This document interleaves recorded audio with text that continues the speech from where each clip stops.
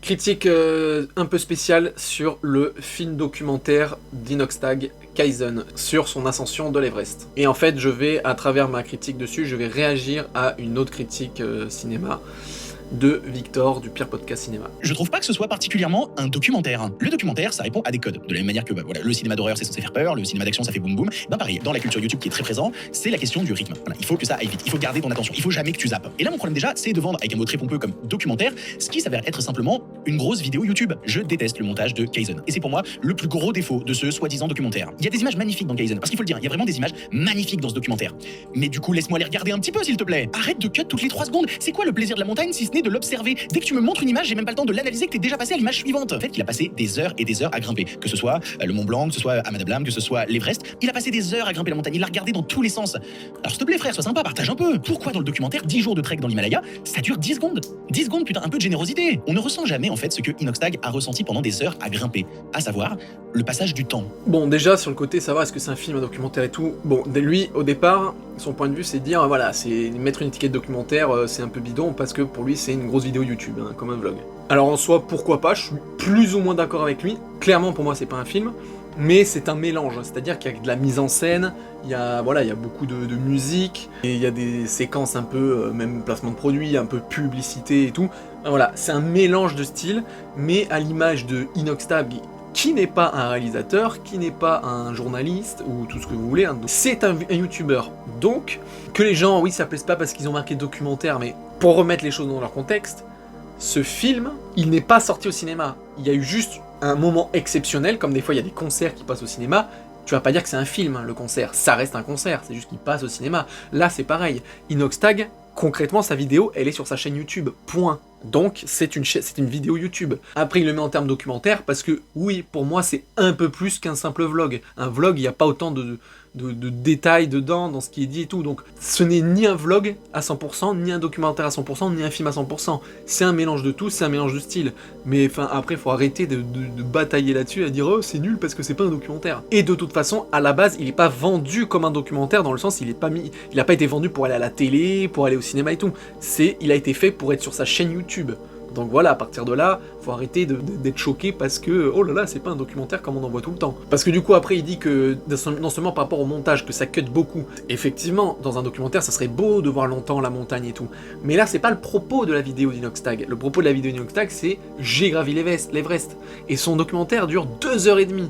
Donc si vous augmentez tous ces plans qui durent 4 secondes à 10 secondes, mais le film dure plus de 3 heures. Donc à un moment donné, il faut faire des choix. Et donc, encore une fois, pour ça, ça ne me choque pas du tout, parce que voilà, je regarde une vidéo d'Inoxtag, je ne regarde pas un documentaire sur l'Everest. Mais visiblement, lui, il a pas compris ça. À mes yeux, il y a certains plans qui sont extrêmement ratés et d'autres qui manquent pas mal. Dans les plans ratés, je pense notamment à tous les plans GoPro. C'est des caméras pratiques parce qu'elles se faufilent partout, mais c'est des caméras qui écrasent toute forme de perspective. La profondeur de champ est pourrie, et du coup, l'image est assez plate. Avec ces caméras, tu ressens pas ça, c'est trop serré. Ils ont la tête collée à la paroi, tu vois un bout de pierre qui ressemble à un autre bout de pierre. Et dans Kaizen, le problème, c'est que l'image, régulièrement, elle raconte pas grand-chose. En fait, Inox passe son temps à nous dire que, oh putain, la pente, elle est raide, regardez comme c'est ultra pentu, c'est ultra vertical. Il nous dit ça, mais le problème, c'est que l'image nous le montre que très rarement. On est au cinéma, je m'en fous que tu parles, je veux des images, je veux voir cette verticalité, je veux la ressentir. Là, voilà, encore une fois, il est complètement à côté de la plaque. Déjà, bon, oui, là, je sais pas s'il filme avec une GoPro, mais en tout cas, voilà, la qualité pas ouf et tout. Enfin, à un moment donné, les mecs, ils sont deux à monter des montagnes de porc. Franchement, j'ai pas vu beaucoup de documentaires sur des montagnes comme ça, des ascensions, mais je pense que le niveau qualité, rien que de l'image et tout, est quand même assez dingue par rapport à même n'importe d'autres documentaires. Qu'après, on voit pas des profondeurs de champ, etc. Enfin, ça c'est pareil, c'est pinaillé, c'est des détails, et franchement, moi je l'ai même pas vu au cinéma, je l'ai vu sur mon écran, et j'ai été impressionné par les images, donc j'imagine pas au cinéma. Et encore une fois, même si de toute façon ça représente pas la vraie réalité et tout, il compare ça, il le dit là, il dit je regarde du cinéma. Mais non mec, tu regardes pas du cinéma, tu regardes un vlog documentaire. Parce que voilà, c'est pas un film qui était fait pour le cinéma, c'est un film qui est fait pour sa chaîne YouTube, qui est passé exceptionnellement dans les salles au cinéma, mais c'est pas un film. Le temps que tu donnes à un événement à l'intérieur d'un documentaire dénote de son importance. Si tu passes rapidement sur un événement, c'est que l'événement est pas si important que ça. C'est important de monter le Mont Blanc, c'est extraordinaire de monter le Mont Blanc. Tu peux pas le passer en 10 secondes comme si on s'en battait les couilles. Et si jamais vous me sortez vis-à-vis de ça, que oui, voilà, il y a le vlog, c'est le même cas pour les autres trucs. Il monte le Mont Cervin en Suisse à un moment, montre en main, c'est 4 secondes de docu. Après, il part au Maroc, il monte le mont, je vais mal le prononcer, le mont Toubkal, pareil, il le montre 4 secondes. C'est pas possible, c'est ultra impressionnant comme événement. Le temps que tu donnes à une information dans un film et l'importance que tu lui donnes. La dernière étape pour monter l'Everest, il se tape à un moment 8 heures de montée dans la zone qui est censée être la zone mortelle, 8 heures de montée dans le noir. C'est un événement fou furieux comme truc. On a trop envie de voir ça. Les 8 heures de montée sont résumées en 35 secondes. Bah ouais, voilà. En fait, si tu me montres pas, je peux pas ressentir le truc ouf. Effectivement, pour son entraînement, il a fait d'autres montagnes et tout, et ça passe vite. Mais parce que, je le répète, le film dure 2h30. Si il avait passé une demi-heure de plus sur chaque endroit, le film durait 5 heures. À moins qu'il aurait peut-être pu faire plusieurs épisodes. Comme il a voulu le montrer en salle à un moment donné, il a pas pu, fallait que ça se fasse en un seul film, en un seul truc. Donc voilà, il a fallu faire des choix. Et son film principal, c'est quand même l'Everest, c'est pas l'entraînement d'un an. Pourtant, il y a une bonne partie sur l'entraînement d'un an. Mais dans l'entraînement d'un an, il y a ces autres ascensions. Mais voilà, il pouvait pas tout faire. Et par contre, c'est vrai que le passage dans la nuit, quand il monte et tout, j'avoue que c'est ultra impressionnant. Et ça, effectivement, c'est dommage, c'est quand même trop court. Alors que c'est pendant l'Everest. Hein, en plus, oui, la zone de la mort et tout, c'est quand même un des points les plus importants de l'ascension de l'Everest, et c'est vrai que je trouve que ça passe un peu vite sur le coup. Dans le propos de Kaizen, la montagne, on s'en cogne. Non, le seul truc important dans Kaizen, c'est Inox. Et du coup, le film ne va jamais faire l'effort, malgré une petite recontextualisation au début, de nous représenter le personnage, d'essayer de nous faire nous attacher à lui quand on le connaît peut-être un peu moins bien. Non, on te dit, c'est un mec qui vit dans la salle de bain de chez ses parents. Voilà, c'est ton héros, t'es prêt à le suivre? Bah non, film, je suis désolé, accompagne-moi un peu, fais un effort s'il te plaît. C'est lui et seulement lui. Tout le reste n'existe pas. Et ça me fait venir deux interrogations. La première, c'est que ça me fait encore remettre en cause la notion de documentaire. Quand je vois ça, je me dis, bah non, c'est pas un documentaire, c'est un vlog YouTube. Un autre exemple comme quoi il est à côté de la plaque, c'est que pour lui, il le met sous le domaine des critiques, le fait que la montagne on s'en branle et que c'est concentré sur Inoxtag. Bah bravo mec, t'as compris. C'est une vidéo d'Inoxtag en fait, c'est une vidéo du youtubeur Inoxtag. Il a pas fait 1 an d'entraînement et il a pas payé une blinde juste pour faire un documentaire sur l'Everest. Sa vidéo, c'est sur lui. Et Kaizen, le titre du film, il le dit dans le film ce que ça veut dire, que c'est le dépassement de soi, d'aller plus loin et tout. Donc Kaizen, c'est lui. Ça représente lui, ça représente pas l'Everest. Et en plus, il le dit même à la fin de la vidéo ouvertement, que limite le plus fou qui retiendra de cette aventure, c'est pas l'Everest, c'est les gens qu'il a rencontrés, etc. Et après, oui, il parle, oui, Inoxtag, il se présente en 2 secondes comme quoi il vit chez ses parents, mais moi j'ai besoin de plus, c'est un film et tout. Non, encore une fois, c'est une vidéo YouTube. À la base, tout le monde connaît Inoxtag. Tous les gens qui vont regarder sa vidéo connaissent Inoxtag. Et les gens qui vont au cinéma sont logiquement des gens qui connaissent Inoxtag. Donc non, t'as pas à faire une demi-heure sur qui est Inoxtag. Sur le coup, on se serait fait hyper chier, ça aurait perdu une demi-heure de plus. Donc là aussi, il a tout faux. Est-ce que le documentaire le plus intéressant à faire sur ce sujet, il est nécessairement du point de vue d'Inox? J'en suis venu à me dire que, putain, concernant l'ascension de l'Everest, le point de vue le plus intéressant en termes de documentaire, c'est probablement de faire un documentaire sur ses parents. Ils sont giga touchants, ils ont des mots incroyables. Imaginez un docu qui parle de l'ascension, mais du point de vue des parents, du chapeau à la fin qui révèle le message de la mère. Ah, j'ai chialé. Ah non, mais il faut le dire, au bout d'un moment, j'aime pas le film, mais ce passage-là, j'ai chialé. C'est ça qui est beau, putain, mais mettez l'accent dessus, le passez pas en 15 secondes, pitié. Qu'est-ce que vous voulez de plus comme mauvaise foi, sans déconner? Le mec, est-ce que ça aurait pas été mieux de faire un documentaire sur ses parents? Mais vous vous rendez compte? Le mec est en train de faire une vidéo de dingue pendant 1 an d'entraînement et de gravir l'Everest et tout sur lui. Non, en fait, ça aurait été mieux de faire un documentaire sur ses parents, mais absolument pas. Va faire un documentaire sur les parents d'Inoxtag, je pense que ça aurait beaucoup moins marché. Enfin, vraiment, mais la mauvaise foi du type, quoi. Et oui, on voit son formateur, oui, on voit les Sherpas, mais si vite raconté, si vite parti. Ok, on les voit, mais on les voit comme des figurants qui sont là juste pour pousser Inox pour qu'il fasse son objectif, mais c'est tout, ils ont pas plus d'existence que des figurants. Imaginez le même docu du point de vue des Sherpas qui galèrent, qui installent les camps. Non mais, encore une fois, ce serait tellement passionnant. Je suis sûr qu'ils les adorent. Bah, pour nous faire ressentir ça, il faut nous les montrer. Et plus que juste, hey, regarde, je te fais un cadeau à la fin, je te ferai un maillot. Non, plus que ça. Alors là, pareil, mauvaise foi, mais ultime. Déjà, je trouve que son accompagnateur, on le voit tout le film. Pour moi, c'est un peu Frodon et Sam.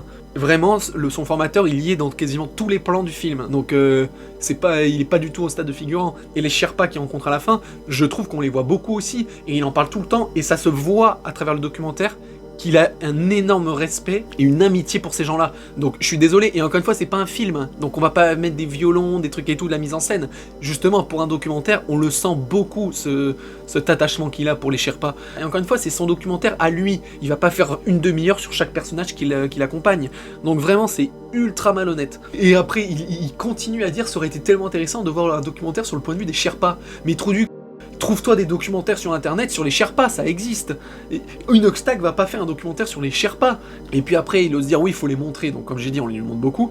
Et plus que à la fin de Namayo, parce qu'à la fin, quand il monte l'Everest, il fait un cadeau à un des Sherpas qu'il a vraiment pris en amitié, parce qu'il est fan de basket, il joue au basket dans une équipe pro avant, il lui offre un maillot de basket et tout. Enfin justement, je trouve ça hyper touchant. Il lui offre en haut de la montagne et tout. Et même lui, le Sherpa, il pleure et tout. C'est hyper émouvant à la fin. Je suis désolé, mais il a la malhonnêteté du mec, quoi. Plein de questions que je me pose encore en regardant les camps de base. À chaque fois qu'ils arrivent à un camp de base, les tentes qu'on voit, elles ont été installées par les Sherpas avant ou c'est eux qui transportent leurs propres tentes? Alors là, quand il parle des tentes, encore une fois, désolé, malhonnêteté, mais... Alors bien sûr, tout est pas dit à 100%, je suis d'accord. Mais rien que pour les camps, en fait, on le sait en voyant le documentaire. On le sait que les camps, c'est des camps qui sont déjà préparés à l'avance, de base, pour les centaines de touristes qui viendront à l'année. On le voit, vu que les Sherpas, quand ils montent, ils ont leur équipement et tout ça, mais quand ils arrivent, il y a déjà le camp avec les tentes, donc ils vont dormir dans ces tentes. Et quand ils partent, c'est pareil, le camp il reste. Donc je veux dire, on le sait en fait, si on n'est pas trop con, on sait que ce camp-là, c'est pas les Sherpas qui à chaque ascension les mettent. Bien sûr, à la base, il a fallu des gens, donc c'est sûrement les Sherpas eux-mêmes qui ont mis ce camp, mais je veux dire, une fois que c'est posé là, ça reste. Présente les embouteillages dans l'Everest. Pourquoi il y a des embouteillages dans l'Everest? On sait pas. Jamais dit, jamais abordé. Il t'explique que des mecs, des vieux surtout, font l'ascension sans avoir aucune formation et que c'est super dangereux. Pourquoi ça? Jamais dit, jamais abordé. Même la pollution, c'est lié à tout ça évidemment, et c'est évacué en 1 minute 30 pour dire voilà, hop, c'est fait, voilà, on peut passer à autre chose. C'est pas sérieux de faire ça. Donc pareil, hein, pour les embouteillages, ils le disent, hein, parce que justement ils sont pas entraînés, et que du coup des fois ils savent même pas se chausser eux-mêmes, ils le disent dans le documentaire. Donc en gros les embouteillages ils viennent majoritairement de ça, de gens inexpérimentés. Et de pourquoi c'est dangereux, ils le disent aussi.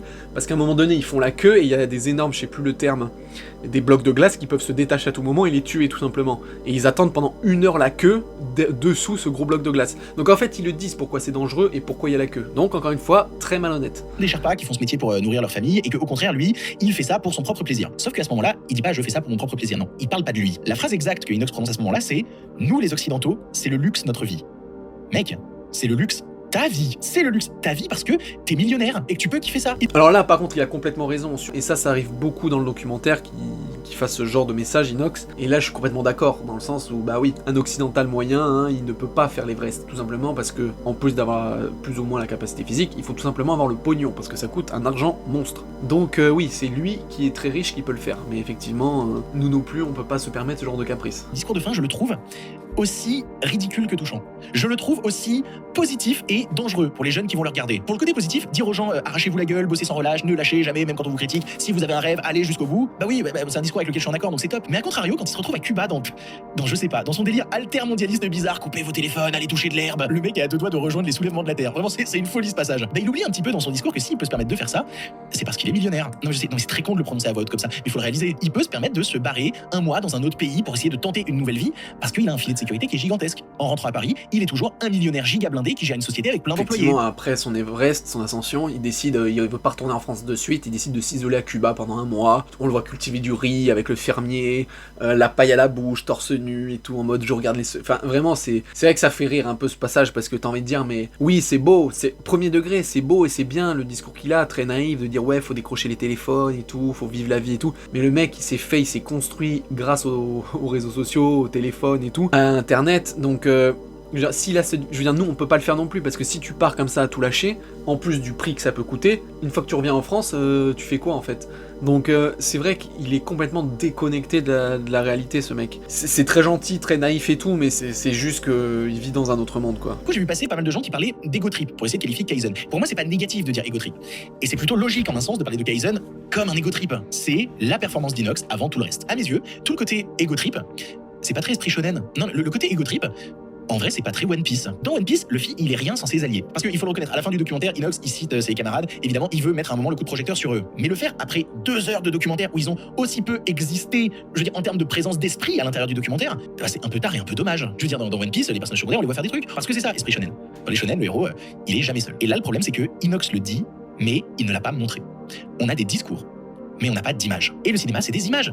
Et Kaizen, bah, je suis désolé, hein, malgré les très beaux plans de montagne qu'on a pas un instant, c'est pas des images qui racontent quelque chose. Mais GG. Là, c'est pareil, je suis pas d'accord, parce que comme j'ai dit, on voit pendant tout le film, il est jamais seul. Pendant tout le documentaire, il est toujours avec son fidèle compagnon, qui l'accompagne au début pour les Alpes et compagnie. Donc l'esprit shonen, à savoir, comme dans les mangas, à la One Piece et tout, t'avances en équipe et tout, tu fais rien seul. Il le dit pendant tout le documentaire, ouais, c'est grâce à toi et tout machin. Et donc pour conclure, je finirai sur ça, c'est que moi, le film, peu importe le style que c'est, j'ai bien aimé. Je ne me remettrai pas en cause le fait que ça cut vite, que machin et tout, parce que le documentaire dure déjà 2h30, et je trouve qu'en 2h30, il a montré suffisamment de ce qu'il a fait pendant 1 an. C'est dommage, effectivement, on aurait préféré en voir plus, mais dans ce cas-là, il aurait fallu sortir une version longue de 6 heures, très bien, mais je trouve que c'est très bien pour 2h30. Les images sont magnifiques, c'est beau, franchement pour moi, vraiment c'est très bien. Le seul truc, c'est tous les discours qu'il a sortis. Je suis sûr qu'ils sont premier degré pour lui, qu'ils sont bienveillants, mais en fait il est trop déconnecté de la réalité et c'est n'importe quoi. À savoir, ben voilà, c'est pas n'importe qui peut le faire, hein, même pas les occidentaux comme il dit, hein, c'est juste les blindés, les riches, parce qu'un arabe riche, un asiatique riche, un africain riche peuvent le faire, contrairement à un occidental moyen. Donc il se trompe en disant ça, c'est juste une question de caste et de pognon. Et puis après c'est tous ces discours, il dit oui, il faut arrêter avec les téléphones, faut arrêter de scroller, faut vivre la nature, faut sortir de chez soi et tout. Ça c'est des discours, t'as envie de lui dire, mais mec, si toi tu peux faire ce que t'es en train de faire aujourd'hui, c'est grâce à tous les gens qui sont restés devant leur écran. Donc en fait, c'est des discours un peu paradoxaux que j'ai trouvé moyens, très développement personnel et compagnie. Et pour finir du coup avec Victor, je trouve que toute sa critique, elle est complètement malhonnête, mauvaise foi. En fait, tout ce qu'il critique, c'est vraiment, pour moi, ça n'a pas lieu d'être en fait. Tu peux critiquer autre chose, mais je trouve que tout ce qu'il a critiqué, c'était complètement défendable. Et ouais, pour moi, alors c'est pas de la jalousie, puisqu'il le dit à un moment donné dans la vidéo, que effectivement, il n'est pas jaloux dans le sens, lui, de toute façon, n'aurait pas pu le faire. Mais pour moi, c'est plus une critique de quelqu'un d'aigri. Je sais pas, de voir le succès d'un autre youtubeur. J'en sais rien, hein, mais pour moi, avec la critique qu'il a fait, elle est tellement malhonnête que je vois pas d'autre solution que de dire qu'il était aigri.